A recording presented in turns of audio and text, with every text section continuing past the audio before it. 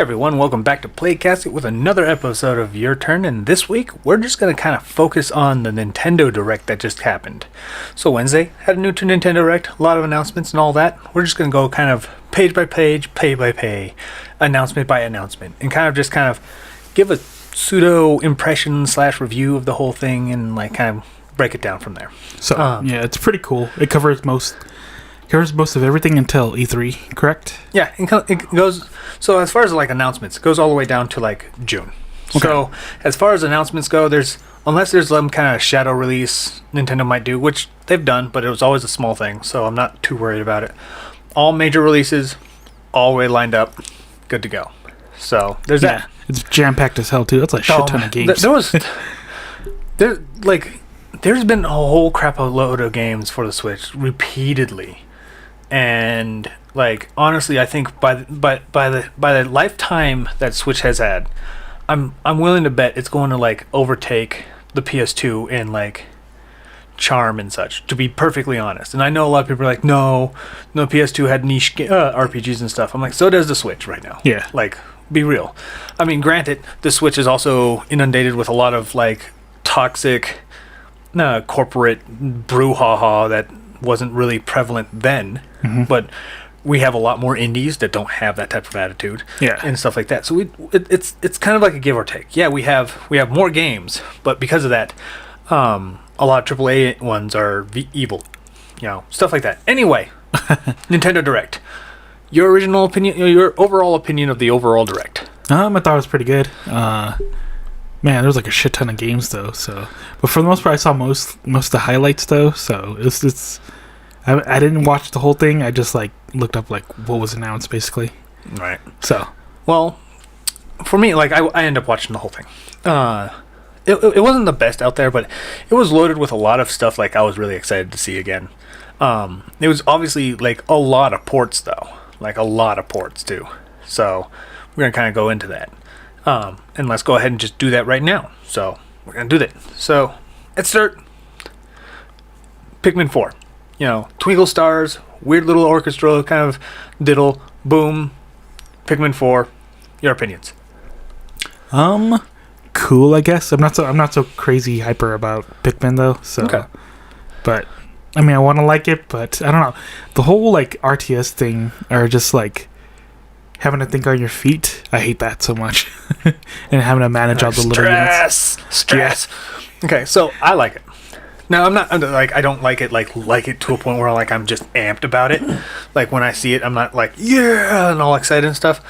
I was just like I was pleasantly surprised. I was like kind of like go me. I'm excited the fact that they're kind of bringing back dungeons and they're kind of going away from like the micromanagement of like 2 commanders and stuff like that, because that was 2 to 3 commanders like in 3. Oh wow, that was a lot of micromanagement. Like sometimes you're like, you just had like a bunch of Pikmin just randomly picking their nose because you're busy trying to get the other stuff rearranged. You're like, oh shit, these guys are doing nothing, and then you gotta get and like, oh shit, they're doing nothing. So you're just like, it was just a constant, just yeah. Oh, okay. So that was just troublesome. So for me, I am optimistic about Pikmin 4. Okay. Not my biggest hype game. But I'm excited. Next one. Not so excited. The Mickey's Illusion Island. So it's like a weird stylized, like pseudo. It looks like it wants to pretend to be old classic Mickey, but uses a lot of like new age modern art style, which is gross. And it's supposed to be like some kind of side-scrolly action platformer game. Well, I'm surprised they're going into games, because especially after what happened to Disney Infinity. Well, so they've been licensing out and like hiring like outside sources and stuff. They used to have Disney Interactive and that whole branch, and then they just closed that whole thing. They were responsible for Spectrobes. Yeah, the only game-based character Disney actually has. Literally, Spectrobes would make more sense being in Smash Brothers than Sora. Yeah, like that's where this whole thing comes up. But like they just pretend that doesn't even exist at all, which is weird. You would think that they would try to be like, remember this type of crap like they do all the time. But this game, I don't know. Like it just it's just one of those games that, like, I know directs will never be all about me and all about what I want and stuff like that, but it was really funny that they were like putting a lot of spotlight on this. Like, Disney's like, advertise this, you know, and they were forced to. What are your opinions on it? Haven't seen it yet, but I don't know. I'm not so hot about You're like, Disney games. Gross. Yeah, licensing games always been like falling flat on their faces, especially with Disney now. And honestly, like, I agree for the most part. There's only been a couple outliers, and I think now, like, for some reason back in the Super Nintendo era, they made some decent, not the best, but decent licensed games. And then they all turned to absolute garbage. And then just recently with the Shredder's Revenge TMNT, the Spider-Man series for the PlayStations, and the Batman Arkham series, it's been getting better. Like, those things were really incredible games. And Arkham Knight, or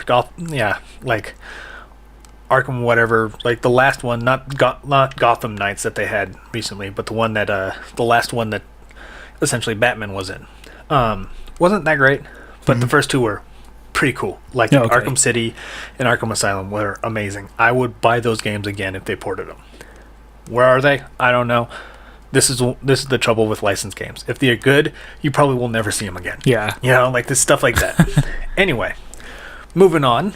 Octopath Traveler 2 is basically released a demo. You can play the demo, you transfer the data to the actual game, and carry on, right? What do you think about Octopath Traveler in general? Like, are you excited about that RPG at all? I'm like, I'm so negative. Like, ew, pixels. I like it when it's realistic. Oh, I don't know. I'm really burnt out on turn-based RPGs, though. That's fair. So, the first Octopath was like, there was not as interaction. It was like my origin story, your origin story, and yours, all merged together, and then we all just have the same story. You know what I mean? Ah, jeez. Like, it like, that was the way the first one was like. But it seems like the second one is going to try to take a little bit more push for it. So I'm kind of optimistic, but I have also not bought Triangle Strategy yet. Oh, okay. Like, I still need to pick that up, which is actually more my style. Like, that's more of a game I would play. But I have Tactics Ogre right now, so I don't get to do that. So I'm excited to play it, but it's not one of those things that's like I'm just ready for the day one. You know? Oh, okay. I mean, there's a demo, so yeah, there's a demo. We're probably gonna stream it or something one of these days. Just play the demo, kind of get a vibe out of it and stuff. Next, Samba de Amigo. Now, that was a game I did not expect to actually like get released, like a series. Mm-hmm. You've heard about them before? Yeah, I know about it. What do you think about this one? So is it a port or is it a brand new? It's like a pseudo port. It's like a new game, but it uses a lot of like the old soundtracks and stuff like that, and some of the modes and stuff like kind of get rehashed, kind of like the recent Super Monkey Ball, basically. Okay. So, I hope it works because Taiko Drum Master, it sort of works. Well, I heard the first one was kind of goofy, and then the second ones and stuff improved upon it. Mm-hmm. I, of course, had to import the actual drum because it's not as satisfying to just shake the Wiimote or the Switch Joy-Cons. Yeah. Just nowhere near it. But I could see this being exciting for people who do play that way. Okay. It's like, honestly, when you think about it, there hasn't really been that many motion control like party games. There really hasn't, right? Yeah. And a lot of people obviously have like disdain, like that's a good thing and stuff. And you know, that's fine, right? It's just for a system that would have allowed that to happen more than not, just like they had with the Wii, you would think that they would have had many, like hundreds by now. They don't. Like, they have probably in the last 7 years. This system's been around for 7 years. Or into their 7th year. It's going to be 6 total years they've completed. You'd think they would have more. Like, just in general. Like just motion controls for the Switch? No, just more like party control, like party-based controls that use motion sensors and stuff like that. Gotcha. You know, like stuff like that. The party games, you know? You'd think that they would have more like that. They don't, you know? So it's interesting at the same time, but what excites me about this isn't Samba de Amigo. It's the fact that Sega is like digging into their Dreamcast catalog. Shit, let's hope so. No, like I do too. Like, but no, like I'm sure some people are following me on this. It might actually go and like imagine Sega just like, what else can we pull out? And pull out another port of Skies of Arcadia, dude. Yeah, we're never gonna see that. Just like shut F-Zero. your mouth. Just like F-Zero. Shut your mouth. You were waiting for that. You were waiting for that. You couldn't even wait until we talk about Metroid Prime's remaster before you wanted to slam me with that. How dare you? You are horrible. You are horrible. I hope somebody farts in your mouth in your sleep. Well, it's just like kind of like Capcom, where everybody's like, "Oh, we want Resident Evil and what was it? We want Mega Man." What? Resident Evil? Like, I hate the fact that you're probably more right than I am on that. So I hate you for bringing it up now. Skies of Arcadia. I wasn't even emotionally ready for this crap. Skies of Arcadia. What? No, you want another Sonic Did you want Seaman? Yeah. Like, nobody wants that, dude. Like, but yeah, like I'm hoping, or maybe even Billy Hatcher. They're just like Seaman. You know, like they did like a Shenmue 3, and then they ported the original 2 to PS4 and stuff, right? Oh, okay. Like there's a possibility. I'm not Do we get the Valkyria Chronicles? Yeah, we did. Valkyria Chronicles 4. We didn't get the other 3 yet. Oh, okay. Actually, no. I think we got 3 in digital only, and then 4 physical. Okay. But we didn't get the other 2. God bless that artist, because he's the only one that's keeping the series alive. Like, Sega doesn't give a shit about Valkyria Chronicles, and the artist is the only one who's like making merchandise and like keeping the IP alive. Like, holy shit. That's mad respect. Yeah. We should probably play that one of these days on our stream. Okay. Like it'll be a fun one. I haven't got to play too much about it, but I kind of like it. It's a weird blend of RPG with Codename Steam. Yes, Codename Steam came out before them. Yeah, I'm sticking with that story. But yeah, so I kind of think that could be a thing. Okay. And so it's not like somebody Amigo that's exciting me. It's the idea that like Sega is actually looking back at other catalog and go, what else can we kind of like pull out? Okay. You know, I'm about that. Next, Game Boy and Game Boy Advance, Nintendo Switch, blah blah blah. I actually kind of like it. You have terrible opinions. I know, I'm a piece of crap, and Nintendo treats me like shit, but I love her. The sex isn't even that good. It doesn't matter. So, basically, for most people who are probably, I don't know, pretending to be dumb, you know, maybe it's our hate watcher. Game Boy for basic version of Nintendo Switch Online, so you can download and play their weird versions of Game Boy games, and you know, pay $20 a year to play Tetris in black and white, or you could pay the premium and get Game Boy Advance games, which weirdly enough one of the ones they added was Game Boy Advance Super Mario Advance 3, which is Super Mario World, which we already had on the SNES one. So I don't know what's going on with that. Anyway, premium. So basically, pay, dude. I don't know what they can do to make me want to pay for premium. Yeah. There's not a single thing. They're like, do you want Sega? No. Do you want N64? No. Do you want Game Boy Advance? No. They're gonna be like, do you want GameCube? I'm gonna be like, no. Like, there's not, honestly, like, even people are like, well, the free DLC. Dude, I barely buy DLC to begin with. Yeah. Like, if the game feels complete from A to B without the DLC, I'm fine with that. You know, I'm not going to sit there and go, oh, but I need more content. Yeah. Dude, content is so subjective. Like, there's people who are complaining about Mario Tennis because it had so little content and stuff. I'm like, dude, it had more characters without the free updates. It had more characters than the original, and everybody loved to play the original. Well, I'm also trying to remember what there was. I can't remember what game it was, but I got the DLC for it. And I played it, and I was like, man, I kind of want my money back. Like, Yeah, like there's stuff like that's like that. There's like if it feels complete from A to B, and it's not hiding some really big important story behind it, I generally give 2 fucks about it. You know, now if there's a complete edition that has the DLC on it, I'll opt for that later. You know, because I'd rather have more content to be able to play anywhere I want and all that, right? yeah, But if it doesn't, as long as my base game's solid, I don't care. yeah, You know? So this whole Game Boy stuff.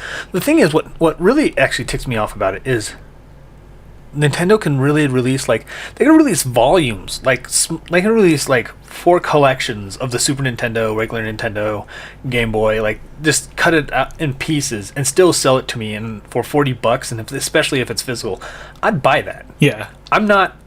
They're like, you would buy 6 games for $40, as opposed to $50 for 100 games, because I don't get to play them. Yeah. I don't get to actually have them. You know, because one of these days I'm gonna have that downloaded, and I'm gonna go out and about, and I'm like, hey man, I got, let's say, Mario Tennis on the 64. Oh no shit, really?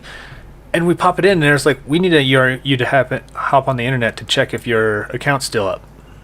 And then it locks you out. yeah. What are you gonna do when Like, that's the new just system SOL. comes out?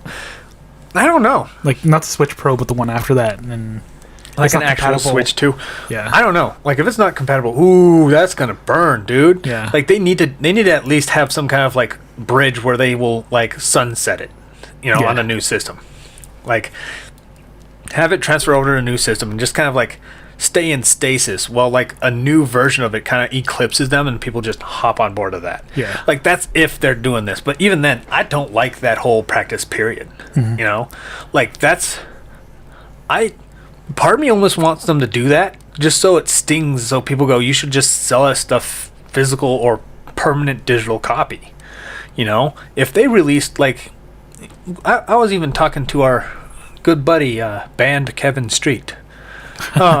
He was also talking about the fact that, like, he would buy some of these games for like $10 a pop. yeah, I'd buy. There's a couple games on there that I would buy digitally for $20 a pop, as long as I'm able to take it anywhere. Right?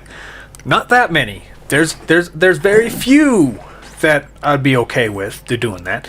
But at least that level, I don't have to just sit there and go, God, I hope I had that check online the last time I logged in so I could play this now. yeah, Like, it is so ridiculous. It's rental fees. I don't want to pay premium edition to maybe play my games. Like, I don't want that.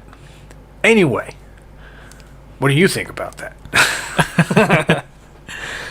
yeah. I mean, it's nice to see that they are adding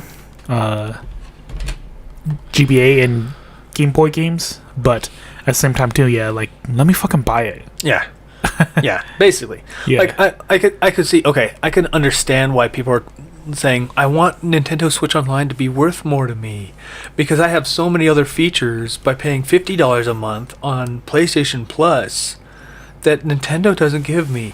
Dude, you use only 20% of the things they offer you. Like, Yeah. how many people are actually live streaming directly from their PS4? How many? You know what I mean? Yeah. Like, how many are they doing that? No, people are using Elgatos and all this other stuff to kind of function with that. It's the same thing as why, like, World of Warcraft at one point added their own, like, chat system. Nobody uses it. You know, why even have it? You know, it's stuff like that. It's like weird extra fluff that you're paying for that you don't get to have. Yeah, You know, so I could see at one angle, oh, this is being more enticing and stuff. I could understand where they would want it. But at the same time, again, I don't get to own it. People keep saying, I have. You don't have. I hate to say it You though, just but have access. this is probably the direction that the industry is going, because when Nintendo does it, everybody does it. So the problem with that, right, is every time you go, sadly, this is the way it's just going to go. You're basically telling people to just accept it. You know what I mean? Like, Well, yeah, what Well, are we no. gonna do? But the thing is, that's the problem. If we all just accept it, then they could just do even worse. Like, oh, well, it looks like that's just the way it is. Then we just accept more. Just don't accept it. I'm not paying for that. You know? I know a lot of people are like, oh, but I really... And we've talked about it, too. There's so many that are like that. But there's a reason why fewer and fewer people are buying CDs, but yet more people are buying vinyls. You know, no people are like, oh well, this is this streaming system stuff that we're just gonna be streaming music for. This is the way we're, and then they're like, well, how come I can't listen to XYZ? Oh, because that's not approved. Well, F this. I'm gonna go back to this then. And then they go to their CDs and they see that some of them are rotting, and they're like, what? I can't play these ones properly. The whole CD doesn't work anymore. Well then, and then they go back to, then they go all the way to boom, vinyl. That's why vinyl's exploding. Forbidden E-word and sail the high seas. Yar. But that's the point though. Like, are we gonna just allow it to happen to a point where we're forced to do that? Probably. Like, so we're gonna just be okay with that up until that point. And then what's gonna happen if they like make it like basically what happens if they kind of make it a way where they can track pirates, and then they're just like, oh yeah, they're getting arrested. That's just the way the industry is, like that's how far are we going to just say that's the way the industry is before we say, you know what, no, F this, like, yeah, but the thing is, like, I don't think they're targeting people who, because here's the thing, people who are tech savvy enough can probably just that's even emulate it. Well, that's the and problem. Then people who don't want to pay for it won't. So you have that small niche group of people who are just like, yeah, I'll just pay for it. I don't care. Yeah, well, that's the problem. It just that we shouldn't get to the point where pirating is the only option for people. Like yarring all the time should not ever be like, oh, that's just the way the industry is. Now we're gonna be doing this now. When it gets to that point, if it ever gets to that point, then yeah, riding the high seas, I can see is probably the only option we're going to have, but if we just sit there and say this is the way the industry is, it's just going to be inevitable to get there, because nobody's saying, hey, we should tell people, like, hold off on that demand. Well, at least with like the Switch, because the PS5 and the Xbox X have a lot of like mandatory downloads and stuff, and people are getting very aware of it. That's why like physical releases for like Switch games are just dominating. It's actually expanding more than it was in like the Wii U, where people were still just buying digital games. I think like we shouldn't have that problem of just like, well, that's the way it's gonna be.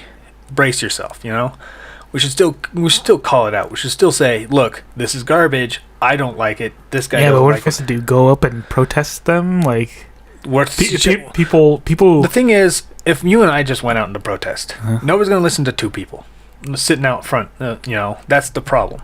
People go from 0 to 100 as far as our options go. Nothing or do this. Us being like literally being on this podcast talking about it, calling it out, like, this is garbage, guys. You need to pay attention. More and more people will start to notice that, and then start protesting with their own wallets. Like, people, and we're gonna actually talk about that in a little bit too.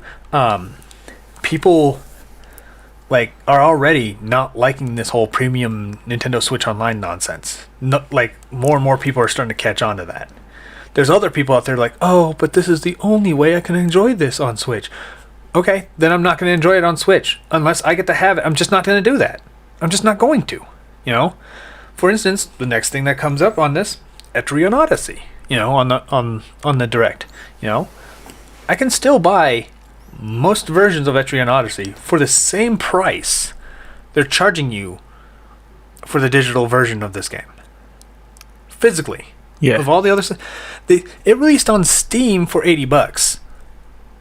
That's the Origins collection of Etrian Odyssey. So stuff like that, So at least calling it out and talking about it, being adamant about it, instead of saying, well, brace yourself, and it's just like, no, this is stupid.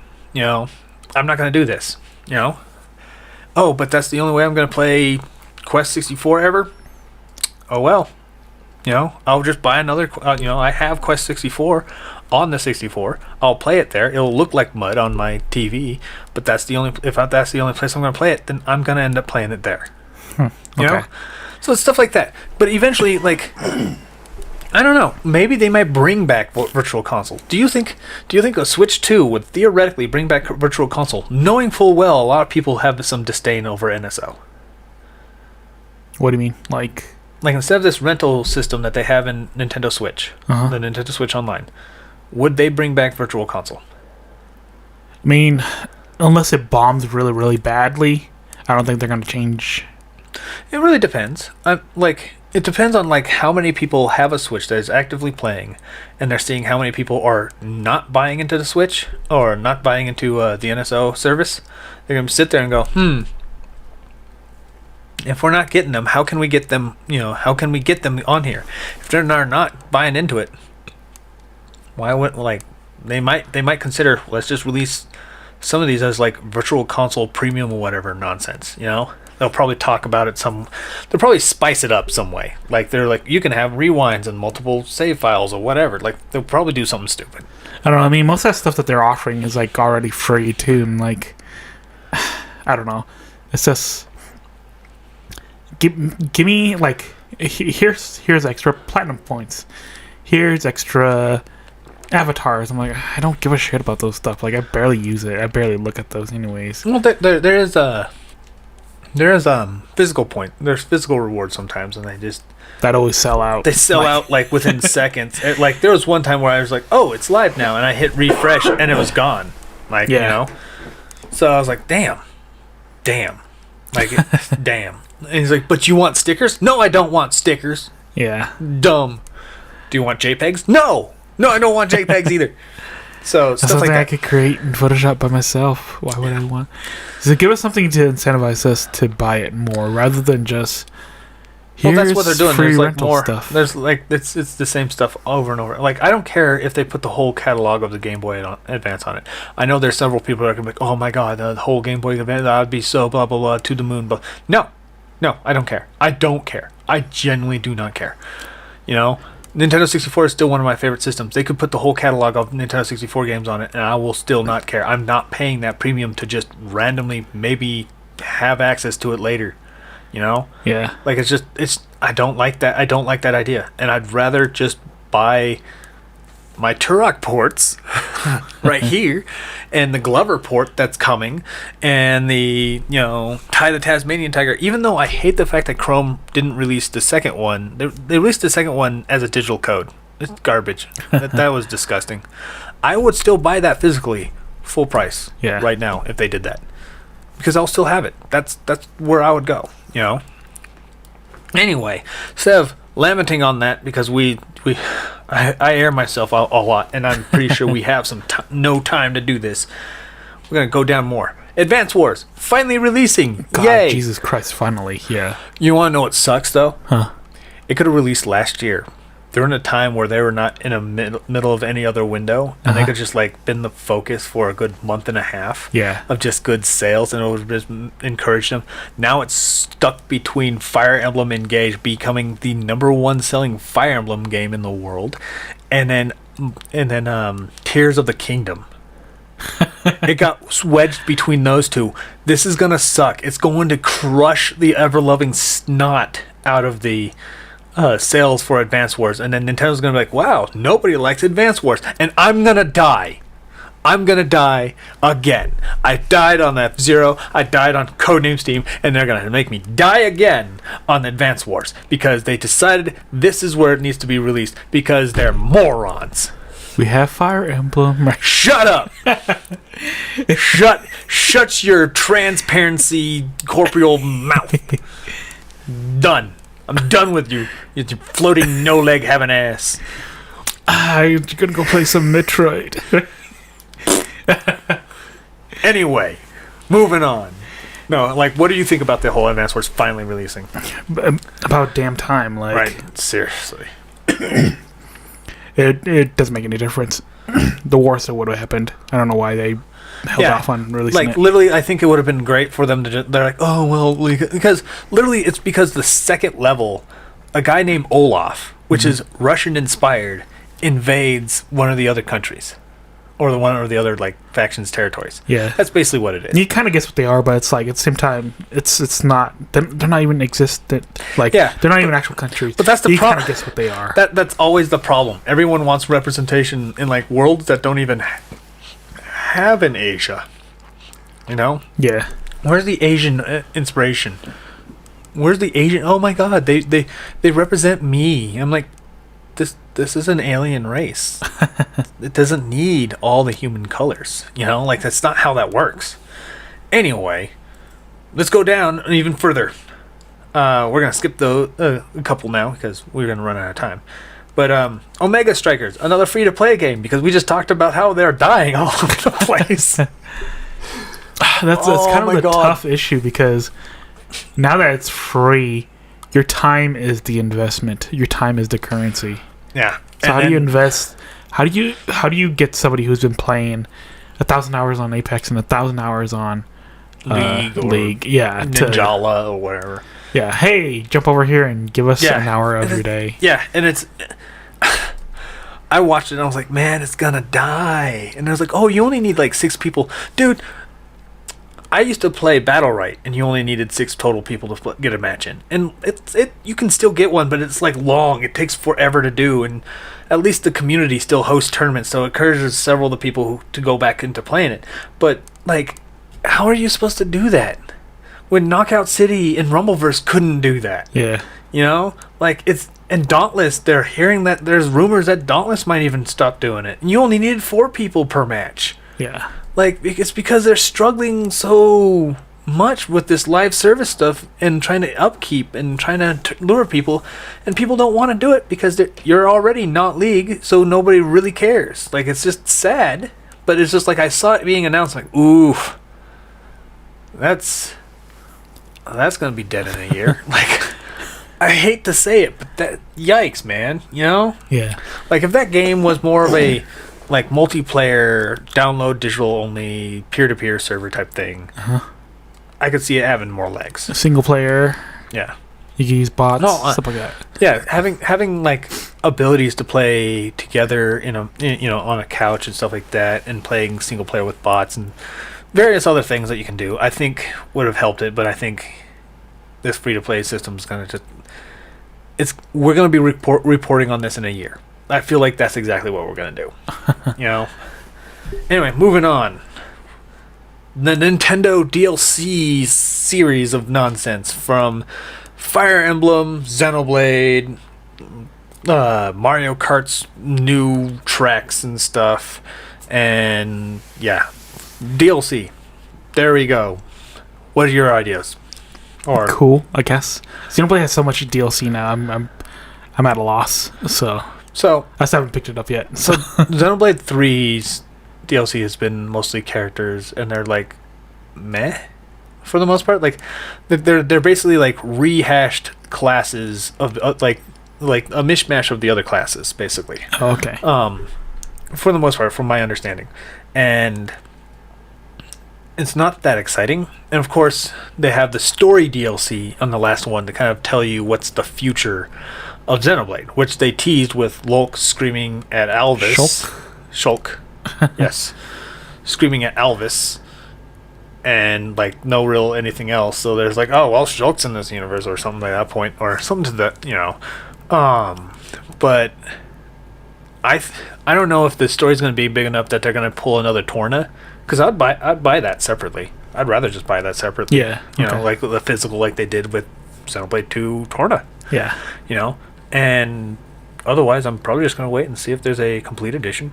Buy that. Okay. Other than that, I just don't care.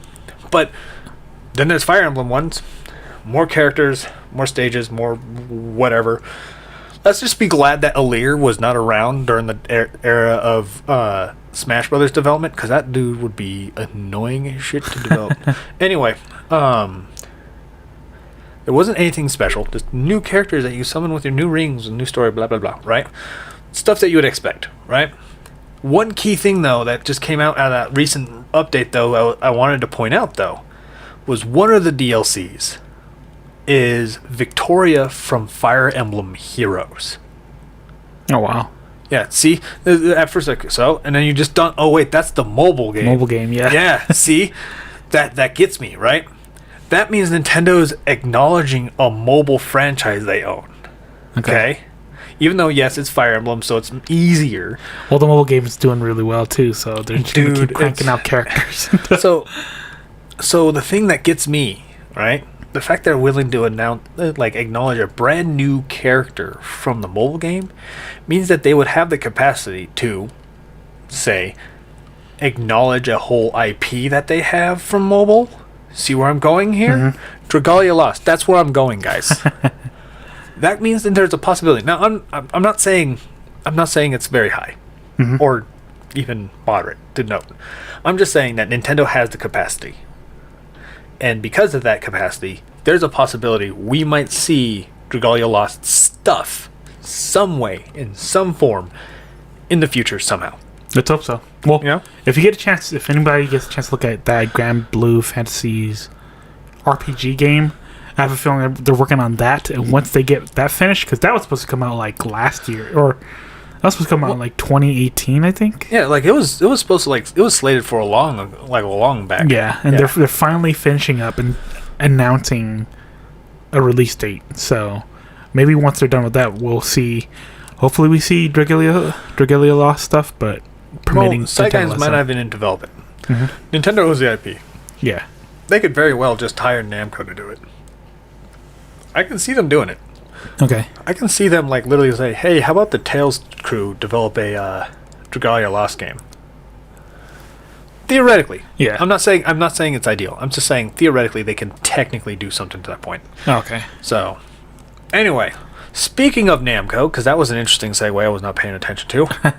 Namco is publishing and porting some games, a lot of games. First one they're doing is We Love Katamari. They're doing another Katamari game port, of course, with a little extra bonus levels and stuff of the King of the Cosmos as a playable character, basically. But this was the one that I actually played when it first came out. The other one I didn't, because I was just like, this game's weird, and I never really bothered.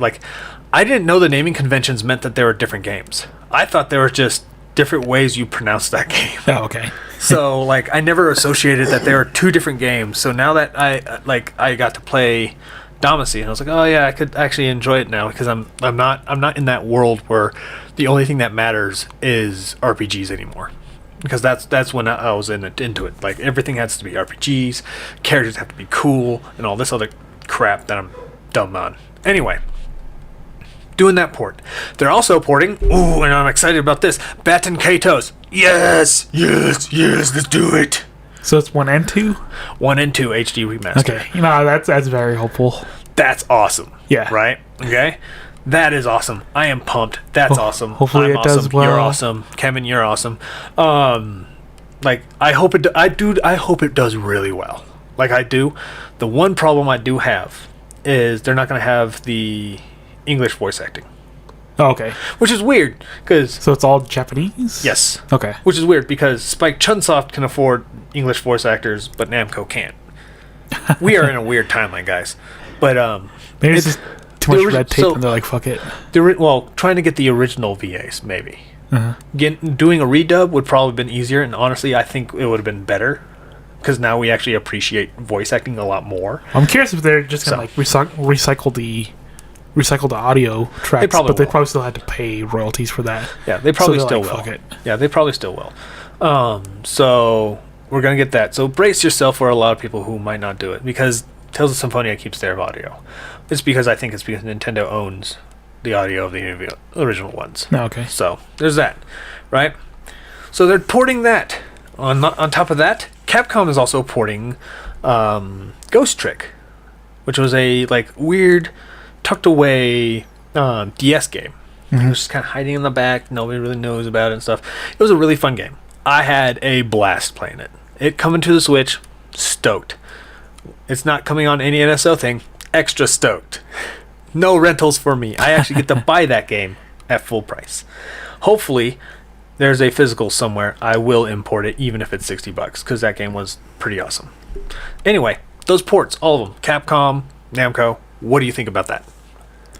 Pretty cool, I guess. Baton Kaitos, I can't wait to see it. Hopefully we get to see more stuff from them. Hopefully, Basically that. Namco, I think that will be a really hard sale at that time. But we got to see how well the Batten Kaitos does. I really wish that more people would actually try it out, though. Yeah. I'm excited about it. We might actually even stream that once I get my hands on that as well. So here's a looking at it. I honestly, people are like, "Oh, it's just a bunch of ports." Dude, I'm excited about almost every single port this Direct had. To be perfectly honest, Ports are good for when you're waiting for some big AAA original IP. We talked about this in our casket talk that ports fund new games. Oh yeah. You know, like if there was a Kickstarter out there for Glover 2, and one of the stretch goals is if you hit it, we'll give you Glover 1 as like, you know, for free. If you submit this much. Many people would be like, yeah, I would love to play Glover 1 before I could play Glover 2. You know, they would do that. Plus that's basically what it is. But instead of like opening up a Kickstarter and then having to speak to the public because the public is morons, you could just sell Glover 1, use that to make Glover 2 to any way you as a team want it instead of how you pitched it and how other people expect that pitch to be translated to them. Yeah. You know? Because there's people that are like that with ukulele. Like, it doesn't play like this. It needs to play exactly like this because that's what you said. You translated and you understood it that way. You know? I understood it the way I thought. Like, the only thing I had a problem with ukulele as far as that went was the worlds are so damn massive, but there's no real way to pop around it, you know? Yeah. Like, I'd rather start on like certain areas and then be able to teleport, which Mario Odyssey did right. Anyway, like, I'm excited about those ports in general. Like, just in general, Batten Kaitos. Let's put it this way: Batten Kaitos being ported can gauge enough interest, and if there's enough people liking and wanting Batten Kaitos, we can see a Batten Kaitos 3. Okay. Let's put it that way. Like that's how they're gonna do it. That's a good way to do it, especially if you're like, is my franchise dead? Port it. See if people want it again. Yeah. You know, like F-Zero. Yeah, let's do that, right? Anyway. Now, Batten Kaitos is fun. I remember there's a. If you want to complete all the cards in the game, there's a. Like, because in that world, they use cards for items. So yeah, basically, yeah. Yeah, so if you want to carry some beer or like some water, you could transform it into the card and you carry it around, stuff like that. Yeah. But there's a card, like certain cards change depending on how long you've been playing. So you'll have like I think it was like a bamboo stick. So you'll have a bamboo shoot that'll turn into a bamboo and then a bamboo stick. Like it'll like get cut off and like dry up and it becomes a weapon. Yeah. Stuff like that. Well, I guess like the final card I was missing, you had to do like 70 hours of gameplay or something like that. Yeah. And then it finally changes to its final card, and then you collected all the cards. And I'm like, that's so stupid, but that's pretty cool. I kind of missed that. that was a Braid moment before Braid was a thing. Anyway, but yeah, no, it was a fun series, and I think a lot more people should play it. Yeah. So, it being released, a lot more people should play it. And you don't have to fork out $80 for the GameCube version. Yeah, each. That's $180, dude. Damn. And I'm trying to find a working GameCube, which many collectors have already taken up. So, you know, this is a lot easier. Boom, right? Now, back to new games. Deca Police. So, Level 5 just announced like several little games in this thing too. Level 5 announced a new investigation RPG called Deca Police, where you're like, you can go into a hacked world and all this other like weird stuff happens, but you're like a detective and you're super smart, and for some reason you're also 15 because JRPGs have to do that. You're a prodigy. Every time, dude. What's your opinion? I don't know. I mean, it's good to see that Level 5 is doing stuff, but didn't they take a pounding though? Aren't they? They're not doing so hot, aren't they? So they took a pounding a while back, and they got like readjusted. But apparently they're going to take matters in their own hands because I think one of the problems was trying to find publishers in multiple areas. So they're now that they have like some funding. I think somebody bought them up, and now they have more funding. And because of that, they're going to be opening up they opened up like a translation like studio in the U.S. so they could just self-port now, which is great, right? Pardon me, but Yeah. Who's level 5 again? Level 5 does like Professor Layton, they Winning did, 11, and stuff like that. Rogue Galaxy, Dark Cloud. Yep. Bring that stuff back then. Dark Cloud, I think, is owned by Sony. So No, okay. Sony, there's no ways. They could probably do a similar system as Dark Cloud. White I'm Knight open to that. Chronicles. That was a cool ass game, actually. So they have some quite a few, but this Deca Police, I don't know. I'm open to it. I'm open to it. Okay. It's not. It doesn't. Okay. So it doesn't seem like it's one of those like overtly narrative investigation games like Danganronpa, AI Somnium Files, Ace Attorney, Professor Layton, and stuff like that. Like they're not. It's not overtly like that. It's far more crazy about it and stuff. And they have like more RPG elements and leveling up and stuff like that. Okay. So I'm more open to it because I feel like there's a lot more flexibility for the craziness to really work with, as opposed to like Ace Attorney, where it's basically a completely overreacting visual novel. You know, it's not, it's over glorified. That's basically what it is. Gotcha. But going back, Level 5 also teased a new Professor Layton game, which a lot of people are stoked about. Okay. I'm impartial. I enjoyed their games. I like the puzzles. I still haven't finished the last one though, where I had his daughter and stuff. Mm-hmm. Which honestly, I felt like it was a proper way to go. But then people are just like, "No, I want the original stuff again." Like it's funny how people like, "I want new IP, new IPs. Here's a new IP." No, why can't you just do the stuff I already like? Like it's always the same thing all the time, you know. But they teased it. Didn't really do much anything else. People are excited, you know. Sweet, I guess. Cool. You know. And then this is the one I'm actually kind of really interested in is Mystery Detective Archives, Rain Code, or just Rain Code. The original writer, I think it's the writer, director, and the artist behind the Danganronpa series are doing this series. Oh, okay. And this one, like, it looks like it has way more flexibility. Like, you're able to travel a lot more. It's a lot more, like, not just hallways, and that's, like, very tight, narrative-driven, but, like, some quirks about like finding your actual like victims and stuff like that, or culprits in Danganronpa, right? The narrative behind Danganronpa is like crazy. I still think everybody should still try it out. It's a pretty cool narrative game. It does a lot more that I think like games like Ace Attorney should be doing. Oh, like, okay. Stuff like that, like having more fundamental control over certain things. But then there's but these guys, like the guy who writes stuff, he jokes around that like no matter what, he seems to always kill off his characters. So Rain Code seems to be like kind of go that way a bit more. Like it's actually kind of interesting.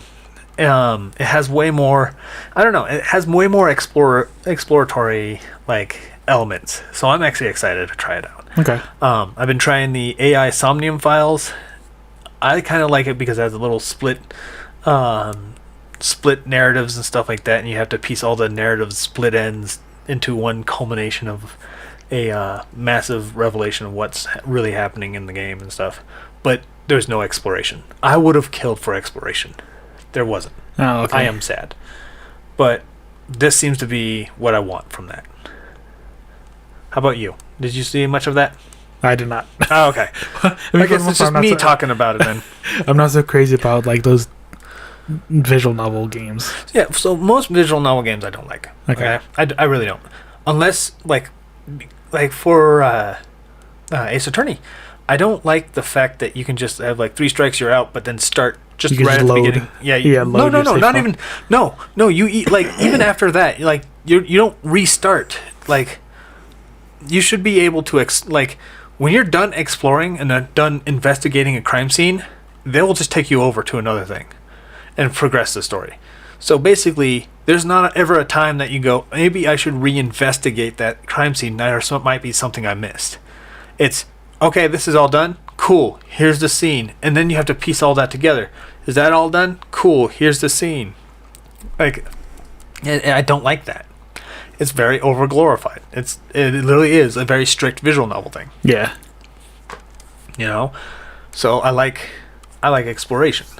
You know? But like it's just yeah, I understand where the whole visual novel thing goes. Like Ace Attorney is just garbage. It's just a wall of text. I'm like, come on, I wanna play. Even then, like there's no chance to truly lose. Yeah. With it, it goes through. You run out of your options, and it just starts you back from that scene, and then you can just try the other options you missed out on. Like, oh, okay, that was the answer I wanted. You can just blindly pick them. Maybe it's a cultural thing because Japan just loves them, though. Oh, dude. Japan loves Ace Attorney. They love visual novels in general. Dude. Yeah. Like, they are crazy about them. So maybe the writing's probably just a lot better when it gets translated. Well, they did talk about how Skyrim really threw them through a loop because they didn't know that you were, like, the way they talked was basically like, I didn't know I'm going to get punished for stealing. Why would you put that in the game?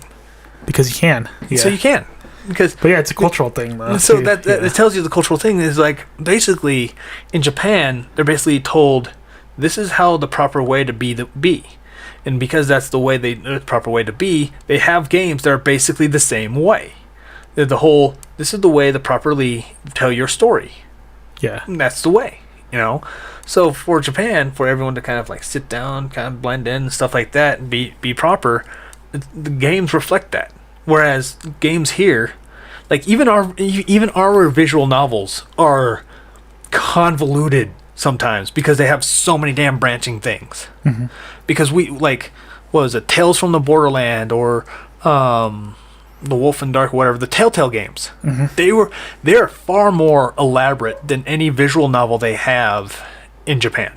I don't know. I mean, Japan probably has a bunch of like alternate endings too. Just look at like there's games. There is some that are very, they do have alternate endings. I'm not saying they're all the same, finites and stuff, but like en masse, they don't have that many. Whereas Japan might have like a handful that do that. 80% of ours does. You know what I mean? Where like a few will be like, you have this one branch that you have a choice, her or her, glass of water or orange, and it changes that path all the way down, whereas like we have these weird branching back and forths and all sorts of weird stuff that happens, so I don't know. I think that's exactly what we do. We like having the options, and because of that the Western world would like adding options, even if they don't really fundamentally makes like 100 endings, but your thousands of choices still fall in those 100 endings, whereas like Japan has 5 endings and each one has like a very distinct time where it changes into that path. And I'm saying on average. I'm not saying one game will be very unique, therefore that just ruins it. That's dumb. There's always outliers. There's always somebody that's going to take one and go full bore into it and be a very elaborate visual novel. Ace Attorney is not that one. Like AI Somnium Files is more what I'm trying to talk about. I think that's the more complex type of game, but it still has like 2 endings. Okay. But it has so many branches that you just kind of have to process and like piece together and stuff. It's cool narratively. If you are down with visual novels, Somnium Files is definitely one that like I actually think is really fun to do. Right, but for the most part, if you don't like visual novels, don't do them. Just don't. I don't think there's a single visual novel style game that has enough of alternate stuff, even Death End Request, that a person who hates visual novels would like. Mm-hmm. Fundamentally, okay. It's just not. But we are too much on that, so we gotta keep rolling because we are almost at an hour. So, we're going to go ahead and get into a couple other things. Metroid Prime Remaster. Oh, yeah, I've been waiting for this, right? I just drag you on. This is. I did this specifically just so for that whole F-Zero nonsense you just did, so. I like it. All right. Well, so thanks for listening, guys. No. Well, okay, so there's like a huge difference between both of them. I like it. But at the same time, like, I can nitpick the differences in certain things. It's like, it looks way, way better. I'm surprised at how well it aged, too, though. Like, just how good it is, even to today's standards, I guess. I don't know. It looks really, really good though. There's a lot of things I've noticed because I played that game like over and over and over and over again. So, like the only things that really, really bug me, like the one thing that I really, really hate is the gamma, or like how light and dark things are. There's no way to adjust that. And when it's like really, really dark, you're like stumbling in the darkness, like, because it's so fucking dark. Even with like the different visors. Yeah. Like, do you think using the different visors would actually help with that anyway? Like in general, just in general. I'm not saying like that's why they programmed it that. I just think that like I would probably use like the X-ray one or the heat ray one or whatever the visor. Yeah, well, because the heat one, unless there's something to track, like unless you have like a target to track, it's just completely black and like there's no definition. Because like you could turn into like a really dark corner, and you put on the visor, and it's like there's no definition. Okay. Unless you have something to like follow. Okay. So I was just thinking there might be some workarounds on that too. You know, instead of adjusting your TV. I hope. Yeah, I hope they update it, but I don't know. And then explosions are off. Like explosions are a lot tinier. Like I don't know, because like if you guys played it, there's like these little floating ball guys, and they drop bombs, and when it explodes, it leads like a huge explosion. Well, this time it's like a really, really tiny little explosion. Like it's like a little pinpoint. Yeah. And then what else? There's like these explosive crates, and when you shoot it, it just kind of like has an effect because they really, really shortened it. What else? The flying space pirates explosion has like you get to, I hope they didn't cut corners on that. What else? The doors look different, which is kind of weird too because they gave Samus an ass crack.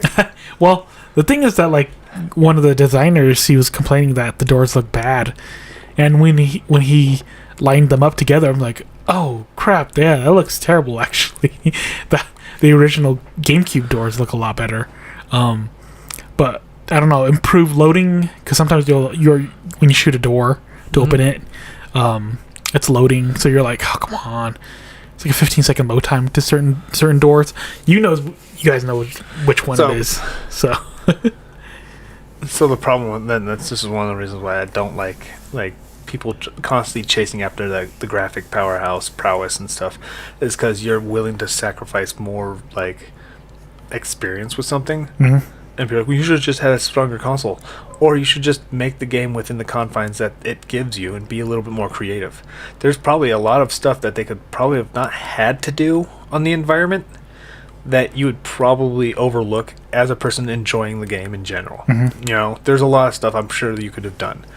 For instance, like Forza, if you ever pause that game and just look at the trees, some of the trees in Forza games, and I mean almost every one, the game, like the roads and the cars look fantastic, phenomenal, all that. Trees look absolutely garbage. Yeah. Well, of course they do, because you're only going to see them like 5 seconds as it blasts past your screen, you know?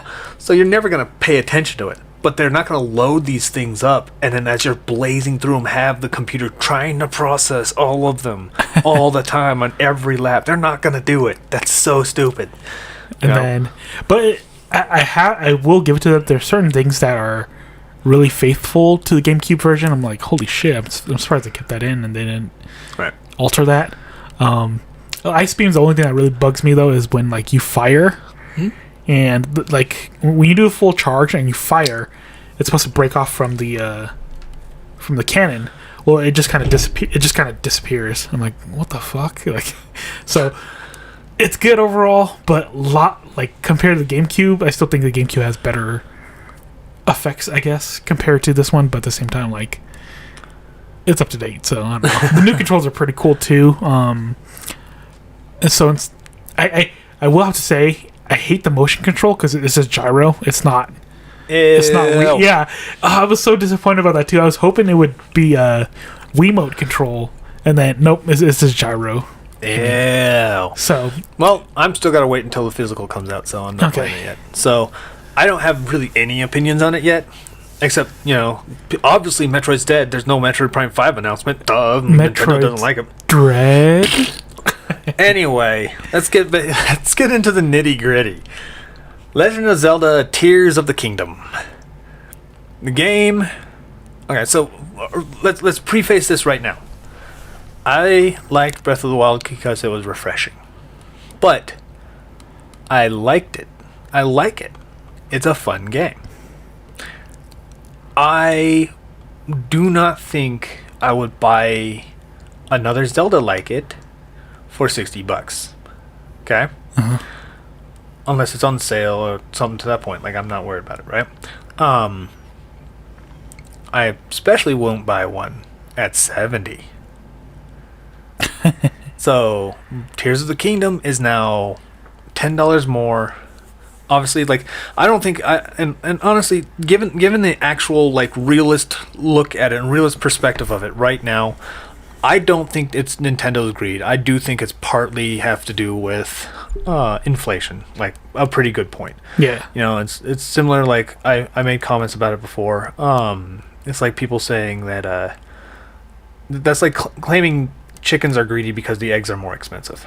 You know, there's a lot of people trying to like there's an increase of demand for a lot of shit, and stuff isn't worth what they were anymore because of our economy. And I don't want to get too political on it. It's stupid, but it makes sense why Nintendo would put Zelda of all things at $70. That being said, I still want to put a perspective on it before anything else. And again, I'm not justifying it. For the record, I would say if it is better than Breath of the Wild, yeah, I'm probably gonna drop $70 on it. Well, the thing is, there's games out there like the pixel remasters of Final Fantasy that is also $70, and I'm going to probably pay that. Okay. Because I want that. Because I value that. That's one thing that people need to understand is the word value means something other than content versus price. Because some of that content, some people might not even play. You know? Yeah. For instance... Well, I'm just hoping that it's not... Oh, here's new items in Breath of the Wild. Like, it should feel... They should feel like two different games. So that's how I should usually see it. Because if it's just oh, here are new items. So a lot the of game. So a lot of people are complaining that it's basically DLC. I think they're looking and analyzing a lot of the trailers, like all the trailers they've. I think there's going to be enough gameplay mechanics that will change the way this is played, very similar to how Majora's Mask played differently to Ocarina of Time. Okay. That's like saying or Majora's Mask was DLC, but nobody treats Majora's Mask as DLC. Nobody. Yeah. In fact, they put that one on a pedestal now in comparison to Ocarina of Time, now that Ocarina of Time has been toppled as the top one since Breath of the Wild came out. Yeah. You know, now that Ocarina of Time is now touchable instead of untouchable, people are like, you know what? No, Majora's Mask was better. Whatever. Majora's Mask is still one of my favorite 3D Zeldas. But I can tell you right now, I don't think that there's reasons for it, and I don't think it's because it has more content and all that. It's stupid. I think there's enough mechanics, and I'm not talking about just the vehicles and stuff they showed in the most recent one. I think there's a lot of hooking mechanics with that hand that allows you to go back and forth from up top and like swan dive down to the earth and stuff. I think there's more mechanics built into that. I don't think we have seen that much. Okay? Only because they keep highlighting that type of method. Not just a glider, they keep highlighting it constantly. So obviously there's going to be some stuff that allows you to bounce back and forth between the two things. I think that's going to be a mechanic that they're going to, like, I think a lot of people are going to be like, wow, that's exciting, you know? But for me, they didn't really do enough variety in the first one, Breath of the Wild, that makes me want to really get Breath of the Wild 2, basically, right? There just isn't, especially with $10 more. But having said that, even with my budgets, like we do budgets so we can afford this damn mausoleum. Lunches have gotten from used to be like $5 something to $7, and now it's almost $12. I can literally just skip one lunch theoretically, and be able to pay the difference for this game.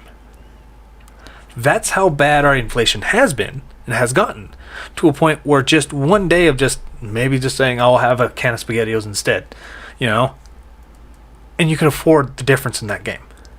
Because how much $10 does not travel anymore. Yeah. Like if it was released in in fact, actually, I'm just saying that reminded me.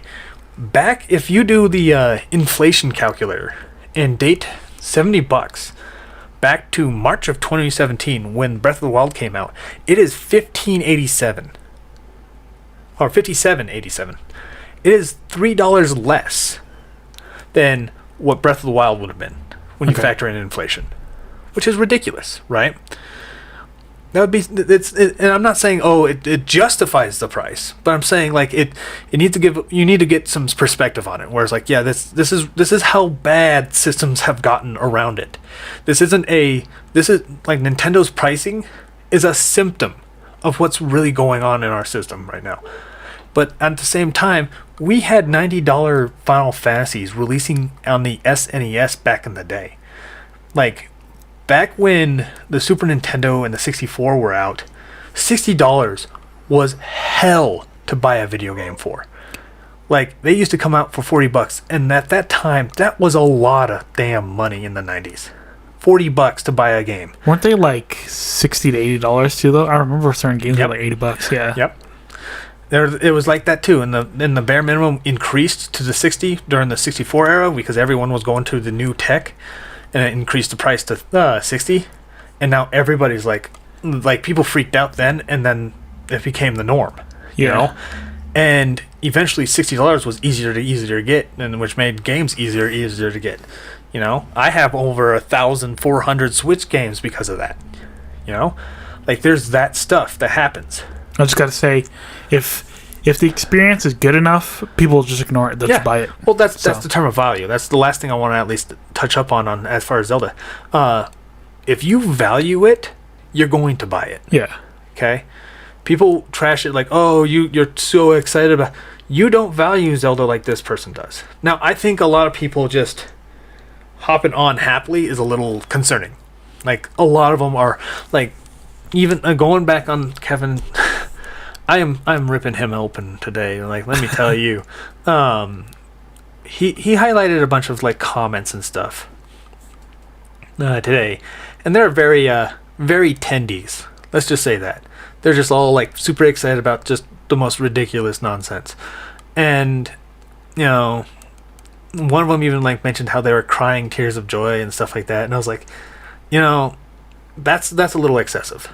Like, it's just weird. It's weird when it's Zelda, because you're always going to get a Zelda. Yeah. Like, there's a difference from, like, if I got another F-Zero game right now, I'd probably be so stoked I'd tear up a little bit. Mm-hmm. But not a Zelda. You know what I mean? Yeah. Like, I like Zelda. I enjoy Zelda. But another Mario game, like, yeah, we know another Mario game's coming. Another Mario game, another Mario sports game. Yeah. Yep, exactly. You know, like, but you can still be stoked about it, right? But for the most part, like, if somebody released Xenoblade 4 and it looks amazing and they charge $70 for it, you know, most JRPG dudes will buy it. I don't think they will. I think they'll keep it at 60 to try to encourage more people to buy the franchise before they pull that trigger. Yeah. You know, so there's stuff like that. Anyway, what do you think? I mean, if it's just that good, yeah, like, people will just ignore it. I remember Dark Souls 1. I rented it, and then I was like, oh god, I love this game. So I went out and bought it for $60, and if I lost that disc, I'd be willing to pay another $60 to buy it. That's how much I like it. And let's put it this way. There's a reason why second-hand markets are as crazy as they are. What do you mean? What do you mean? Like, the reason why GameCube games are hundreds of dollars. Yeah. Because there's people out there paying that much because they want that game back. Oh, okay. You know what I mean? Gotcha. Like, and I'm not talking about just collectors. There's people out there who want to buy like $120 Skies of Arcadia. Hell, if they ported Skies of Arcadia, I would pay $60 for that. Yeah. Even if it was just an up-res version of the GameCube, I would still pay $60 for that. You know, because that's worth it to me. I'd buy an up-res version of Vex because I like 3D platformers, and that game was actually one of the better platformers of that generation outside anything from Nintendo. Because Nintendo seems to be the only one that actually makes platformers good. For some reason, it's stupid. It's an easy concept. Don't mess it up, but for some reason, everybody does. It is the most baffling thing. Anyway, I'd still pay it because they are worth it to me. I value them that way. I value them that high. You know? Yeah. But for the most part, like when people want to spend stuff for Zelda, you know, like I'm not going to. Here, the thing is, I'm not worried about not spending it, $70 on it, because it's Zelda. It'll be around for a while. Yeah. Okay, it'll be around for quite some time. In fact, there's probably going to be a sale this year for it to knock down to 50. Yeah. And I'll buy it then. Yeah. I'm not too worried at all. Like, it is not a thing but the collector's edition. I might buy the collector's edition to flip it. I'll do that. I'll do that. I'll probably do that. But yeah, no, it's weird, but when you look at everything, like, it's weird how much you can save just $10 right now by just skipping a meal. You know, just making a ham sandwich that day, you know? Yeah. Like, I used to budget $5 a day for lunch when I was growing up. And I can't even, when I look at prices now, I can't even do that. Well, like, even you then, just gonna starve. Just wait. People are so impatient about, like, oh, I can't believe it's $70. And they begrudgingly, like, even when they were $60, they begrudgingly pay $60 for it. And it's like, wait for a sale or wait for better reviews, because it's very rare I buy day one games now. I think Dark Souls 1 and 2 and 3. What else? Xenoblade. I have day one bought more indies than I have AAAs. Yeah. Like, I have done that multiple times. Well, AAAs are always going to be there. That's the thing, too. And that's another thing. Like, most AAA games, unless, like, it's like Nippon Ichi Software or something, then you got 3 months. You know? Like, they're not going to buy it day one, but your time's limited with some of those releases. On top of digital, too. Yeah, plus, like, if you're not huge in physical, it's always on the shelf. Yeah. It's always on the shelf. It'll always go on sale. And there will always be other games. Like, don't worry about paying for the really expensive game. Play something else, which is fine. Right. It's fine to play something else. Dude, like, I'm pretty sure, like, I've been trying out I'm going through my catalog right now. I've been trying to finish up a couple things. But, yeah, I've been doing that too. I've been playing a lot of, like, the old games. I've been playing Darkest Dungeon. I've been playing Darkest Dungeon clones, which is weird because I actually did not actively try to search those two out. But I did, and it happened. But, yeah. People are worried about $10, but let's be honest, how far is that $10 going right now? You know? Like, I'm not trying to justify it that long, but you got to actually still consider how far along is $10, you know? Yeah. It is what it is. But I'm saying, like, I'm not too keen about it, but also at the same time, I wasn't really too keen about Breath of the Wild anyway. So I'll wait to hear what people's review will be. If it's just, here's the thing: if I currently hate Tears of the Kingdom for releasing 1 month after Advance Wars right now. So you know, there's that too. Oh, there you can jump on Advance Wars and yep. I'm just gonna hop on Advance Wars and do that and all that, so you get to see me play some good games. You know. So anyway. Personally, I haven't bought anything like all the Fire Emblems, Xenoblade, Pokemon. I haven't touched those yet because, like, they're gonna be there. They're gonna be there for a while. They're gonna be there for a long time. Oh, I'm starting to notice a slimming down of 3 houses. So keep an eye out for that. Okay. So just out of that, you know. But we should probably stop there because our review is over an hour long. So. Thank you guys for listening to this play-by-play that I thought was going to be a lot quicker, but apparently we have more words to say.